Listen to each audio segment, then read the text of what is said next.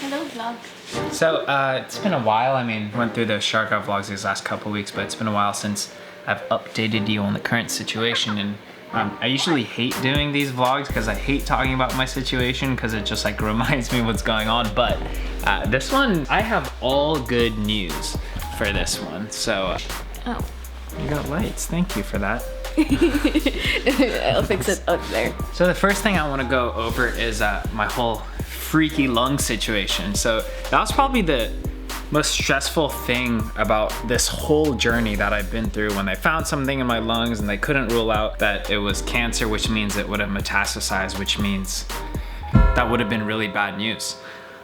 So I made a vlog actually that day when I went to the pulmonologist to get to the bottom and find out what is it in my lungs and what all that was. And then I got called by UCSF and had this whole like scary meeting. It was like basically going to the principal's office, and I'm basically not allowed to film anything there anymore. They want to keep things private. But yeah, so I forgot that I wasn't able to upload that vlog, but what they found, I have a picture of everything, and it went away.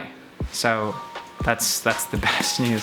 Mm-hmm. Okay, for me that's the biggest relief. You know, it's the biggest weight off my shoulders, because in the beginning I was always okay about talking about my condition and everything I'm going through, and then once they found out that there was something in my lungs and now there's this chance that it metastasized and all that stuff, that made me feel like I never wanted to talk about it ever again, because I got into a really like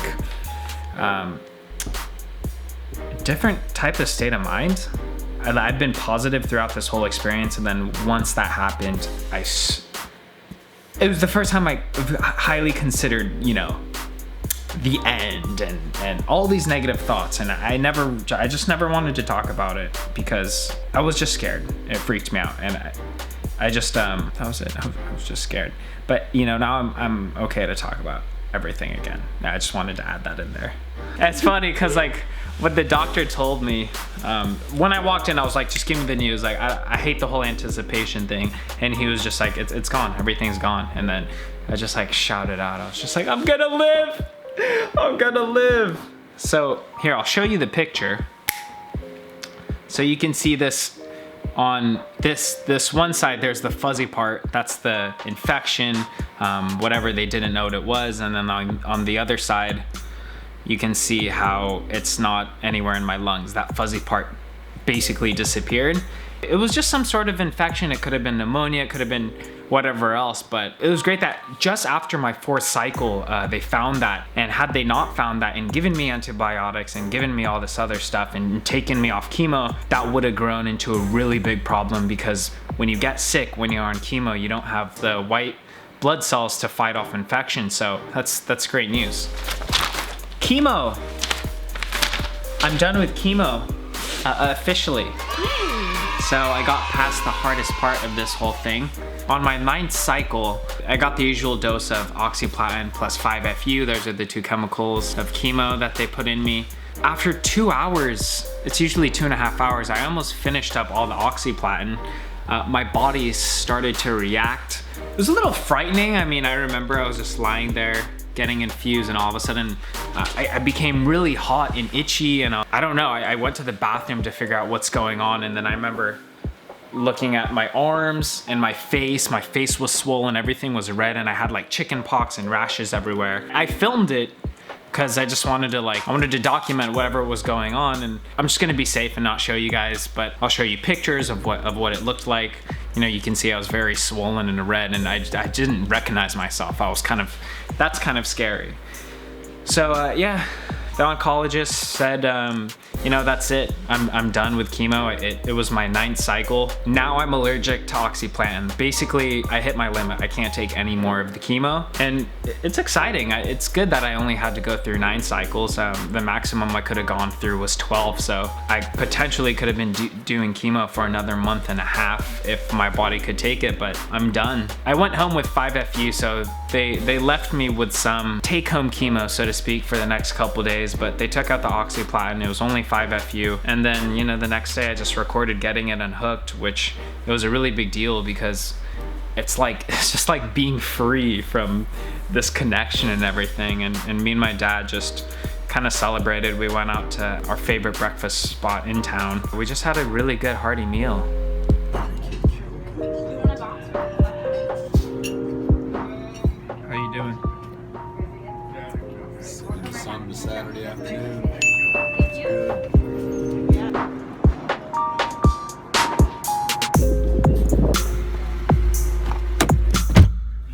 Woo! Yeah, man. Good one. Man. That hit the spot. We just finished at Marvin's, which is like, it's the #1 breakfast place in this entire town. The feeling of today is just, I don't know, it's like a big weight off my shoulders. I'm about to get disconnected for the very last time.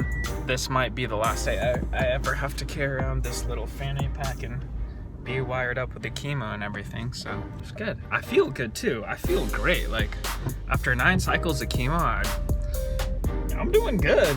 I feel great for you. I feel alive right now. Like, I feel like I don't even look bad either. I mean, I think it was around cycle 4 or 5 I started looking like a zombie, and then after cycle 6 and up, I just...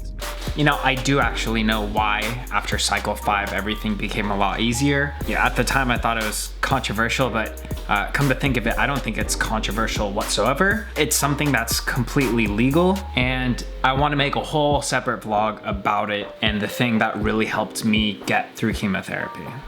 I'm sure a lot of you can guess, being we're in California, so we'll get back to that. I just came back and I don't know, I feel good.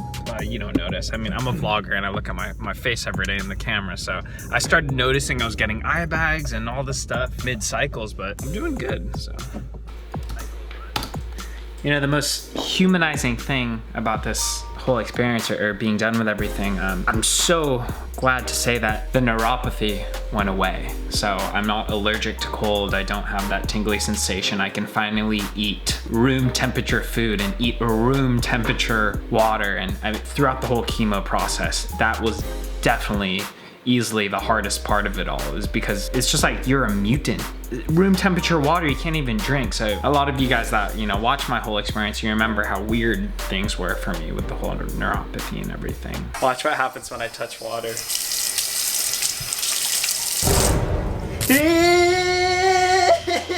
It shocks you. This one will shock you. Just your finger. God. Just your finger. Oh. Electricity, huh? So basically the cold is like electricity. I don't know, it's the weirdest sensation ever. And I was already starting to feel that it was going away here when I didn't have the oxyplatin in me those last few days.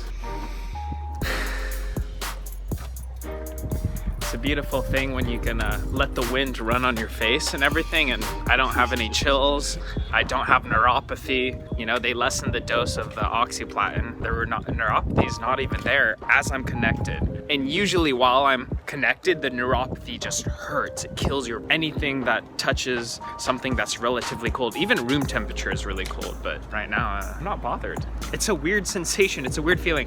So yeah, the hardest part is over, and yesterday I had the operation to get that port thing out of me so I'm not a robot anymore. Look how good they stitched that up. It's like, that was pretty intense. I don't know if I want to get into what happened yesterday when they took that out, but long story short, I had a lot of scar tissue, which is I guess a good thing because it means I recover fast, but it like wrapped around the port and the catheter that was all up in me, so they had to cut tissue out, and it took a lot longer than it should have, so the anesthesia wore off while it was happening. I started feeling it and yelling, and it was crazy, but yo, we're done, I feel good, and I have one final step before I'm officially in remission. It's gonna be a long and hard week, but to conclude this, I'd say the hardest part is over and we got through it. Thank you to all of you guys for being there and being my therapist and letting me speak to you even though you don't talk back, but you do in the comments, and it makes me feel a whole lot better. And you know, we're not done, but we're at the 4th quarter. You know, I could see the finish line. This whole thing is something we could put aside very soon. So that's it for today. Before we leave, I just want to ask you guys one question. We're gonna be meeting with a couple of YouTubers from the East Coast, and give us recommendations. Comment on below what challenge we should do or what video we should do together. It's gonna be a surprise. I'm not gonna name these 2 people. I don't know if you guys know them. I knew them before I knew we were gonna meet up, so that means something. Yeah. I'm just keeping it really big. I'm pretty sure they're both from New York. So yeah, that's all. All right, comment below. Let us know what challenge we should do, or any challenge. What's trending right now? That's it. I'll see you guys on the next vlog. Oh, and like this video, like always. Okay, thank you. Smash the like button. Button. Button? Button or button? Button. Button. Little or little? Ayoko na.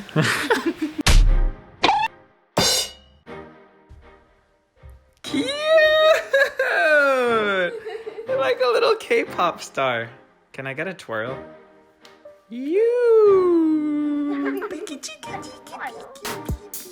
My talk, but the mouth stay closed. Heart race, but I stay composed. Thankful for this path I chose, but at times this life make you feel exposed to the world and its life form. It's a cold world, gotta stay warm. Take shelter from the storm in this reform, nigga. I can't be rolling with this nigga who gon' make his people.